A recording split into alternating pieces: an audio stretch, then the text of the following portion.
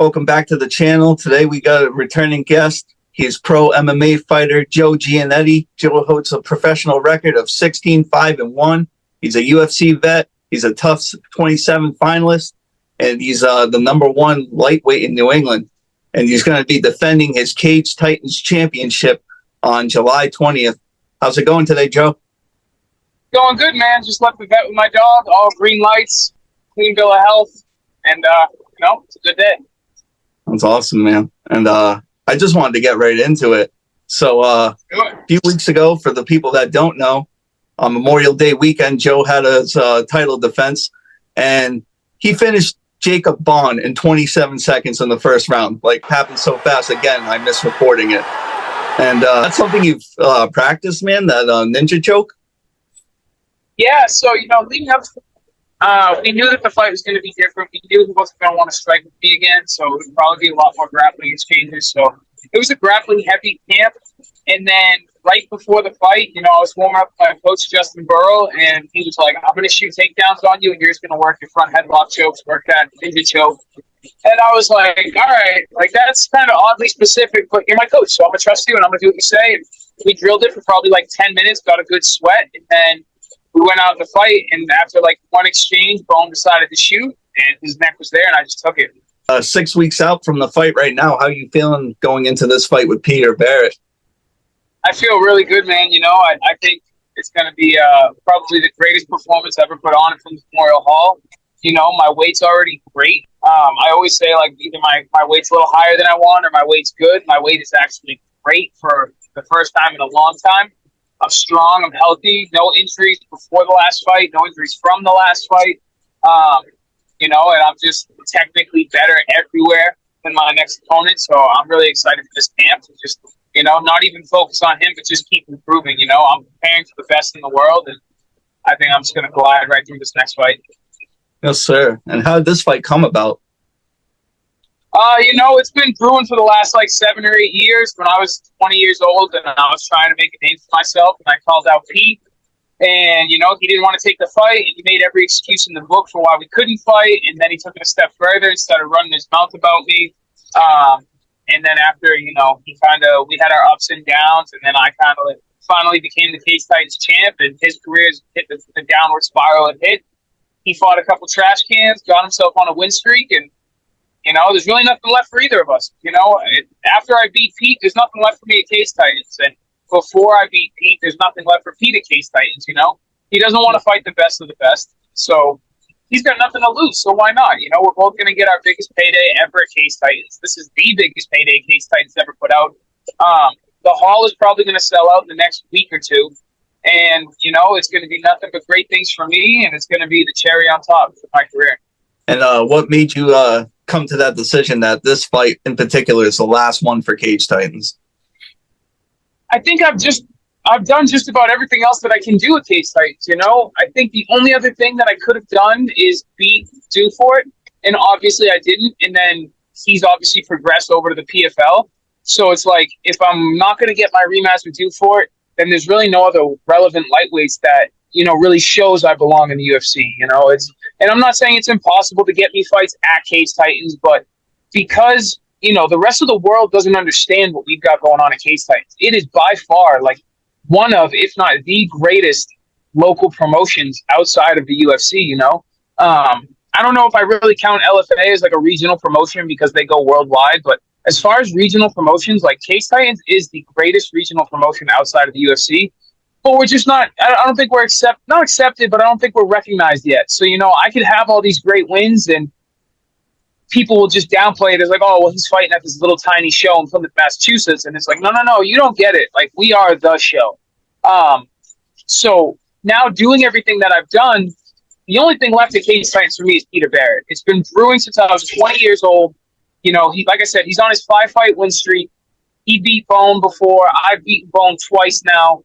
And after I beat him and defend my title, like I said, there's just nothing left. So it's either going to be the UFC, or then I got to go look internationally or back to LFA or Anthony Pettis FC. I've just got all these options, and, I got to make myself undeniable. And this is just the next step.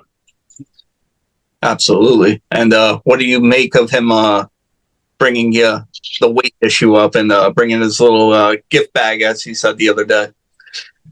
It was kind of weird. So like, I didn't understand it. You know, he brought like I don't even know what the hell he brought, like an enema and laxatives and all this stuff. But like, what I didn't understand was like he was trying to reference my last weight cut where I made weight. So I didn't understand. I was like, I made weight my last fight. I don't understand the diss here. But you know, man, like that's going to be something, and it's my own fault. Like that's going to be something that's going to be carried probably the rest of my MMA career. You know, I could never miss weight for the rest of my career, and people are always going to bring it up because if you can't beat somebody at fighting and you can't beat them with any facts, you just got to bring up their past, you know? And I made a post about it this morning, you know, like you are defined from how you react to your past, how you react to your experience. Like if you drop two people in the same situation, that doesn't mean they're going to grow up to be the exact same people. You know, and trust me, as a kid, as a teenager, I was angry and bitter and spiteful of so many things that happened in my life. And one of the best pieces of advice that I don't even know where I heard it from is just take responsibility for everything. You know, no matter what happens in your life, it's your fault. You know, there was something you could have done down the line that would have, you know, made that not happen or made it end better. So every mistake I've ever made, I'm like, it was my fault. You know, whether I did everything in fight camp perfect, maybe I got too heavy outside of fight camp. You know, everything is my fault, and I've taken responsibility. And like I've said for years now, you will never see an article like breaking news, Joe Giannetti messed this up. I will always be the first one to announce my errors, announce my flaws, because the truth is always going to come out. So why not? You know what I mean? So I'm always going to be the one that's like, hey, I messed this up. And I'll even explain how I messed it up, not making an excuse, but this is what happened. And I'll own it, and I'll just learn from it and move forward, you know? And a lot of people can't do that. A lot of people are just like, okay, well, he's doing better and improving himself. Let's just keep reminding him of all the things that he's messed up.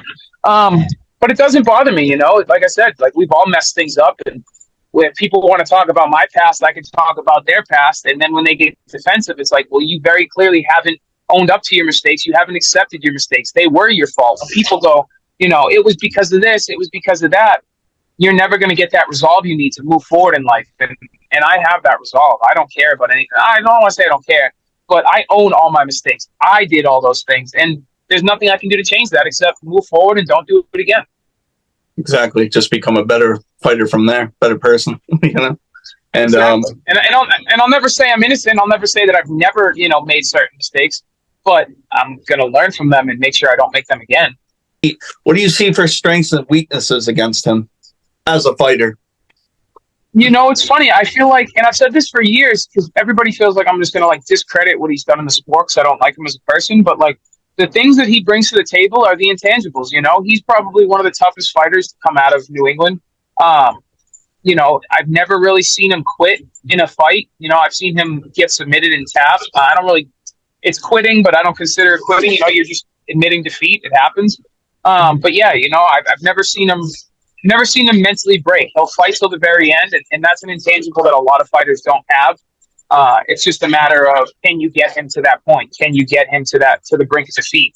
And I will do it very handedly.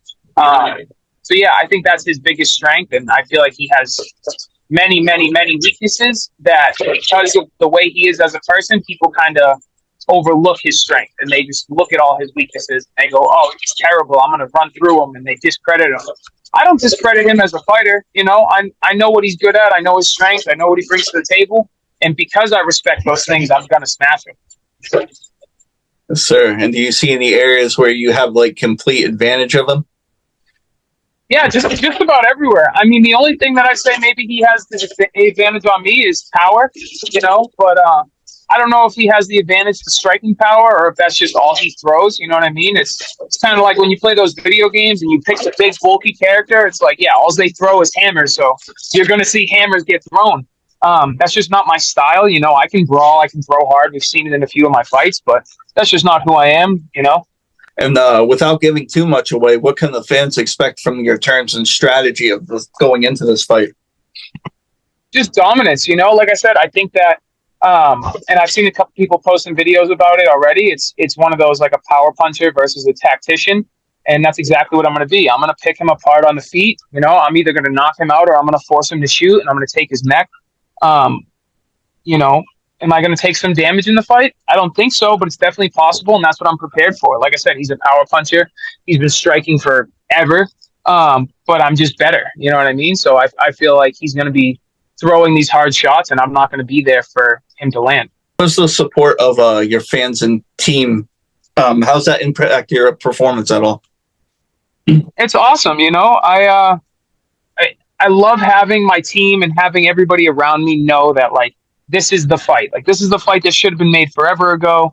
This is the fight that means so much, not just, you know, for further steps in our careers, but like just on the local scene. Like, this is such a big fight, and I have my team behind me. I have my friends behind me. I've got friends that have been unable to make it for years, you know, due to whatever reasons, or they've been to so many. It's like, all right, let's take a break instead of dropping all this money. But now they know, like, this is Joe's last hurrah, Cage Titans. This is the fight we all want to see. So, you know, I've sold so many tickets already, and it just means so much that my people know what this fight means to me, and they're doing everything in their power to help support me. It's just awesome.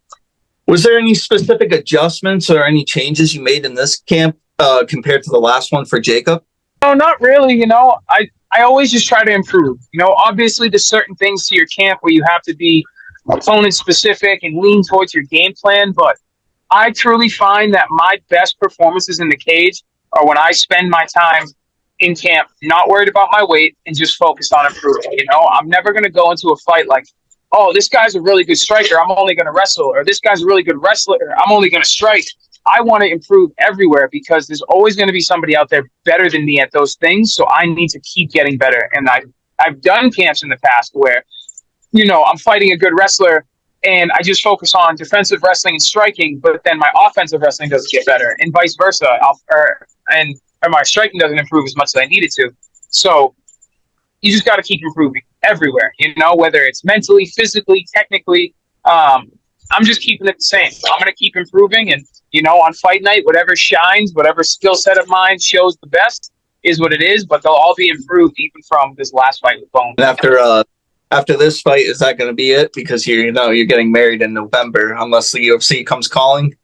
I'm gonna try and squeeze in one more after this, and then, you know, if he comes calling before I squeeze another one in, awesome. But yeah, you know, I'm gonna try and squeeze one more in after this somewhere, and then if the UFC comes calling after that, I'll do it. But yeah, probably one more fight this year, unless it's the UFC, then we'll get another one after that. But I feel like, you know, and I've said this for a couple of years now, ever since I got released from Tough, I have just been unable to get an active year going like before Tough. You know, I was fighting 4 or 5 times a year.